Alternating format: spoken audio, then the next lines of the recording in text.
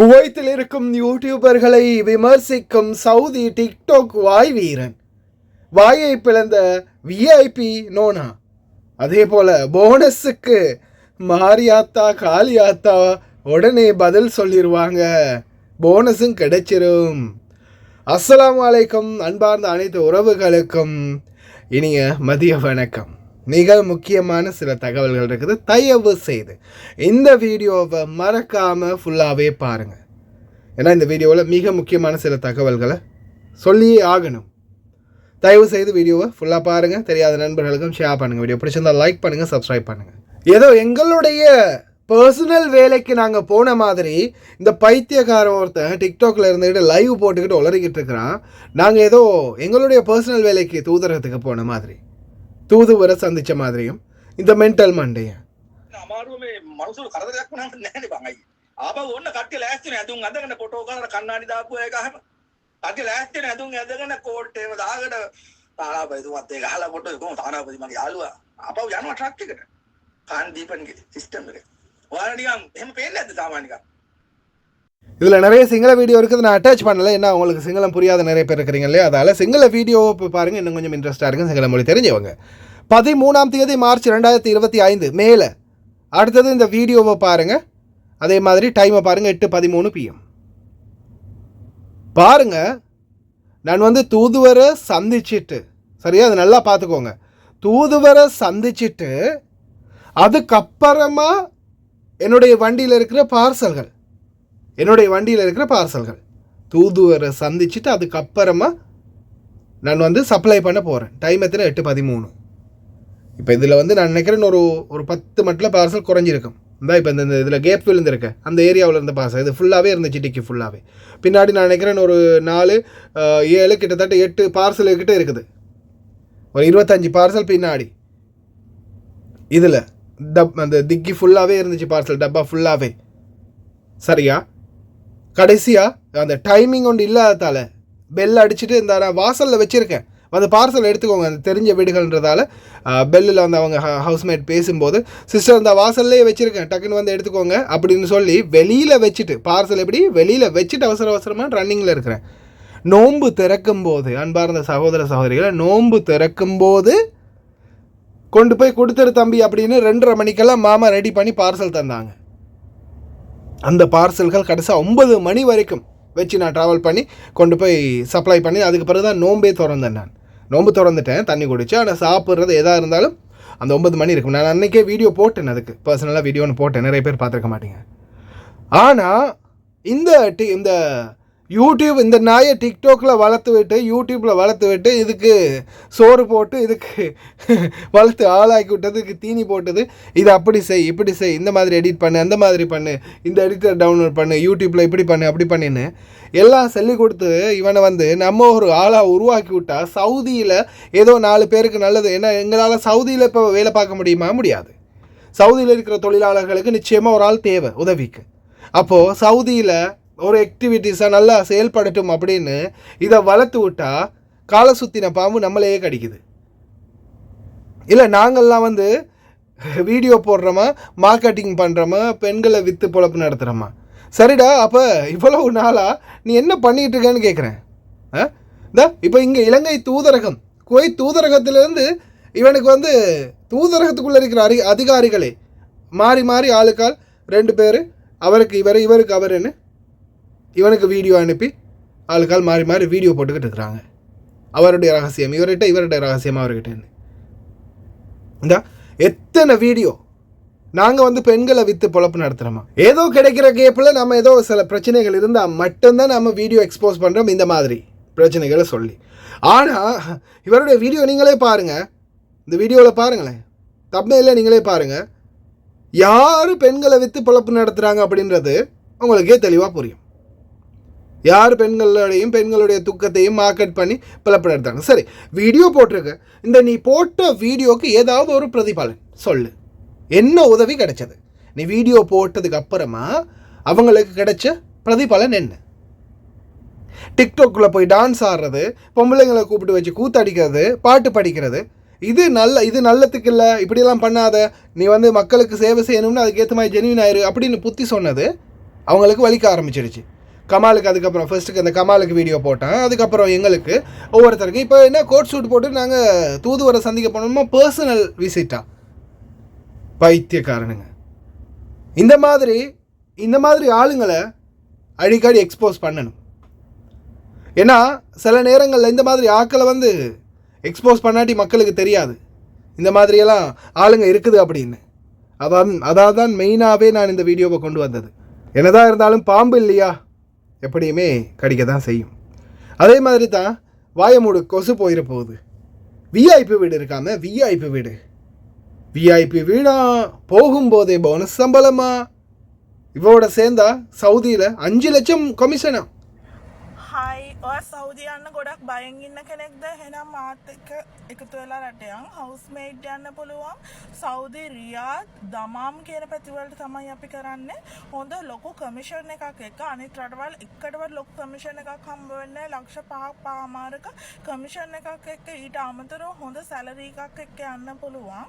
යන්න කලින් ස්පොන්සර්ට කතා කරන්න පුළුවන්. එක්ස්පීරියන්ස් කෙනෙක් නම් එක්ස්පීරියන්ස් නැති කෙනෙක් නම් කතා කරන්න චුට්ටක් අමාරු වෙන්නේ අරබික් බැරි නිසා. ඉක්මනින්ම යන්න එන්න. මේ වෙද්දි VIP හවුසස් වලට ඉක්මන් වීසා යනවා. හේතුව තමයි ඉක්මන් කරන්න ඉක්මනින්ම රට යන්න කතා කරන්න මම. நம்ம பெரும்பாலுமே கெட்ட வார்த்தைன்னா பேசுறது இல்லை, தவிர்த்து கொள்வது. ஆனாலும் வாயில் நிறைய வருது, பேச முடியலை. ஒரு பெண்ன்றதால் அதுக்குரிய கௌரவத்தை நான் கொடுத்துட்றேன். மவளை இதுக்கு பிறகு நீ இன்னமும் வீடியோ போட்டுக்கிட்டு இருந்தேன்னு வெயி, உனக்கு என்ன ஆகுதுன்னு மட்டும் பாரு. 5.5 லட்சம் கமிஷன் கொடுப்பாங்களாம். விஐபி வீடுங்களுக்கு மட்டும்தான் போடுவாங்களாம். போடும்போது மட்டும்தான். அதுக்கப்புறம் போட்டதுக்கப்புறமா அவங்க கமிஷன் அவங்க எடுத்துகிட்டு மாறிடுவாங்க. 5.5 லட்சமும் இல்லை, அரசனை நம்பி புருஷனை கைவிட்ட கதையை கடைசியில் போய் சவுதியில் மாட்டிக்கிட்டு சாகணும். தயவு செய்து கவனம், இந்த மாதிரி பொய்காரிகளை நம்பி ஏமாந்துடாதீங்க. அடுத்த பொய்காரியை பார்ப்போம். என்னடா நடுங்குதா அப்படின்னு கேட்குறீங்களா? இல்லை, நம்ம ஆளுங்களுக்கு தான் நடுக்கும். அவங்களையெல்லாம் எங்கே போய் திருத்துறதுன்னு தெரியலையே மக்களே அப்படின்ற மாதிரி. சிலர் வந்து நீங்கள் நல்லாவே பாருங்கள், ஆரம்பத்தில் வெளிநாட்டில் இருந்தாங்க சரியா. இந்த பெண்மணி பபிதா அப்படின்ற பெண் வந்து வெளிநாட்டில் ஹவுஸ்மேட்டாக வேலை செஞ்சாங்க. வேலை செஞ்சுட்டு அதுக்கப்புறமா என்ன பண்ணுறாங்க, நாட்டுக்கு போகிறாங்க.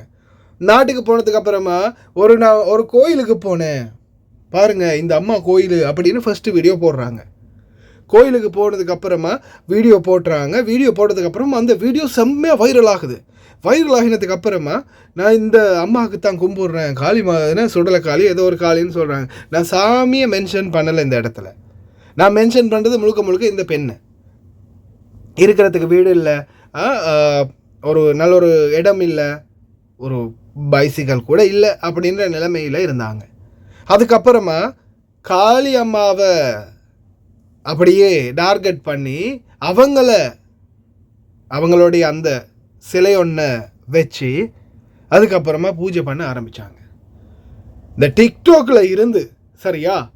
அதுக்கப்புறமா அப்படி பண்ணுங்க இப்படி பண்ணுங்க பூஜை பண்ணுங்க நான் காசு கொடுக்குறேன் அப்படின்னு 1-2 பேர் முன் வந்தாங்க. ஃபர்ஸ்ட்டுக்கு எல்லாமே சரியாயிடும், இவங்களை கும்பிட்டதால தான் எல்லாமே சரியாகிடும் அப்படின்ற மாதிரி இவங்களும் போட்டாங்க. சரி, அவங்கள கும்பிட்றதால எல்லாம் சரியாகிடும், அவங்களுக்கு நீங்கள் நேர்த்தி கடன் பண்ணி அவங்களுக்கு அபிஷேகம் பண்ணி அவங்களுக்கு கும்பிடுங்க, அது சரியாகிடும்.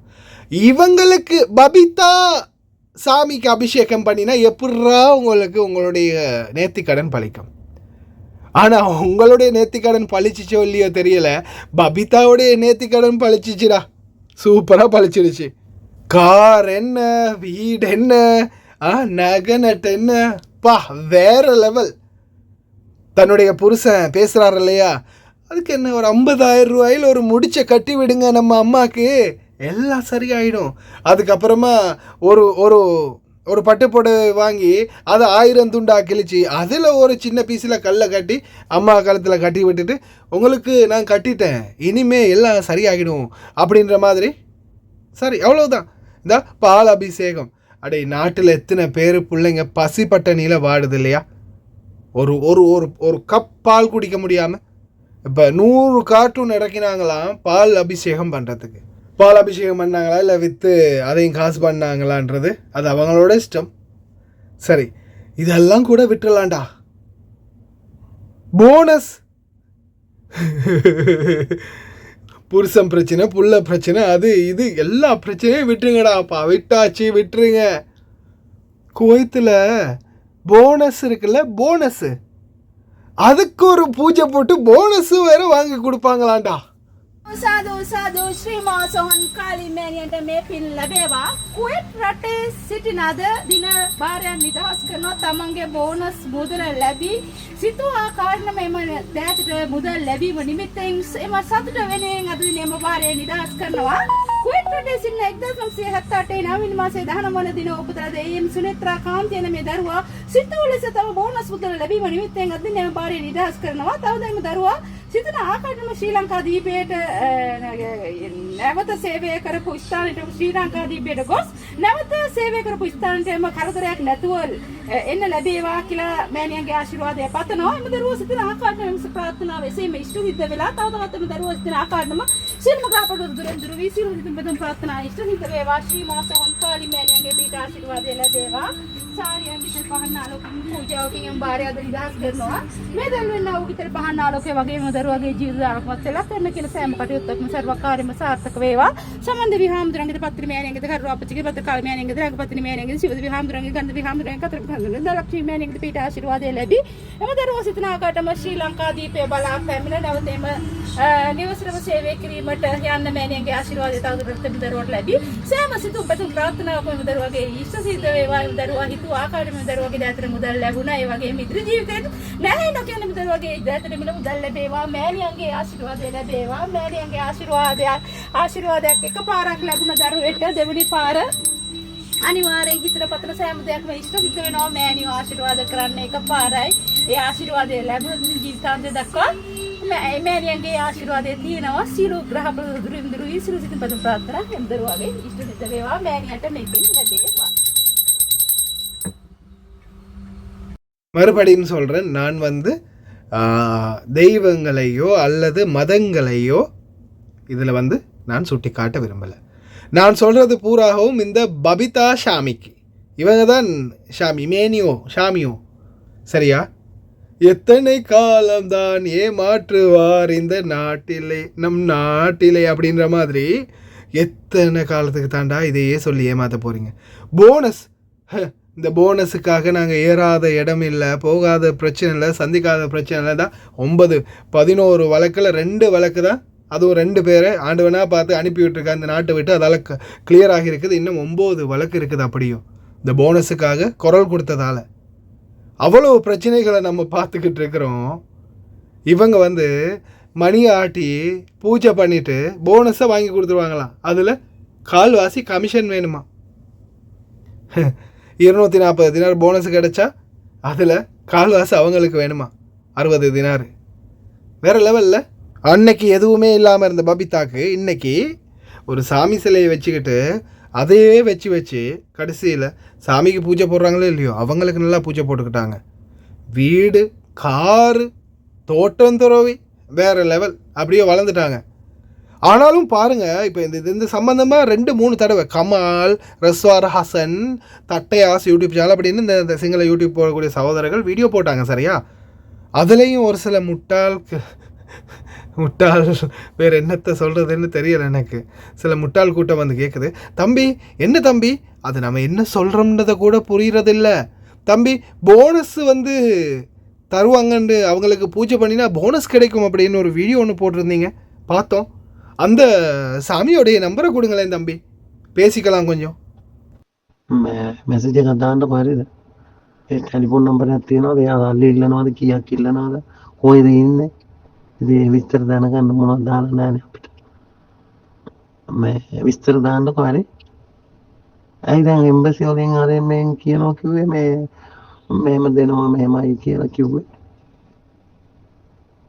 ඒව මොකුත් නැද්ද? මානේ මන්ද අපිට ඉල්ලුවක් දෙයිද දන්නේ මුන් නෑමයිනේ කියන්නේ. මගේ යාළුවෝ හම්බුනා. මේ අපේ ගෙදර එක්කෙනෙකුට හම්බුනා. අනික කටට දුන්නා. බලමු ඉතින් දෙනවා නම් එහෙම.